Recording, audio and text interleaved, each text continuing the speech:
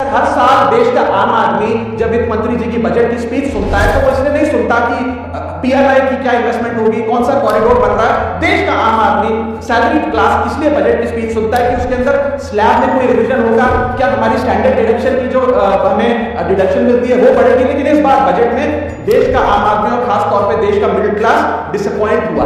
पहले ही there has been a stagnation in the salaries, inflation 6.8% पे खड़ा है, लेकिन उसके बावजूद हमने इस बार कोई स्लैब में स्टैंडर्ड डिडक्शन में चेंज नहीं देखा। मैं आपके माध्यम से वित्त मंत्री जी को रिक्वेस्ट करना चाहूंगा कि आप इसी बजट में अनाउंसमेंट करें कि स्टैंडर्ड डिडक्शन जो 75,000 रुपए उसे बढ़ाकर सैलरी क्लास के लिए 1.5 लाख रुपए किया जाए। Sir, third problem that was there with the budget is that there was no relief for the middle class. Sir, after a very long time in India's history, the personal income tax collection was more than the corporate income tax collection. यानी कि individuals ने जो income tax भरा वो लगभग 11 लाख करोड़ के आसपास भरा, और कंपनियों ने, कॉर्पोरेट ने जो इनकम टैक्स भरा वो लगभग 9.8 लाख करोड़। यानी कि मैक्सिमम टैक्स आपको इंडिविजुअल्स के इनकम टैक्स से मिल रहा है, मिडिल क्लास वो टैक्स भर रहा है। आज वो दौर आ गया है कि हम मिडिल क्लास को अपलिफ्ट करें, मिडिल क्लास को पैम्पर करें, नहीं तो मिडिल क्लास एक सैंडविच की तरह रिच क्लास और पुअर क्लास में दबता चला जा रहा है। सर, राइजिंग कॉस्ट प्रेशर्स के चलते पिछले वित्तीय वर्ष में मिडिल क्लास ने देखा कि उसके एजुकेशन के खर्चे में 8% की बढ़ोतरी हुई,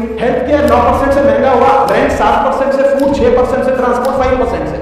मेरा रिक्वेस्ट ये है माननीय फाइनेंस मिनिस्टर से कि वो इनकम टैक्स में रियायत देकर या तो मिडिल क्लास को कोई रिलीफ दे, और अगर इनकम टैक्स में रियायत नहीं दे सकती है तो उसकी सेविंग्स और इन्वेस्टमेंट्स पे उसको बेनिफिट दे, उसे इंसेंटिव दे कि वो ज्यादा बचत करे, ज्यादा वेल्थ क्रिएशन कर पाए। सर,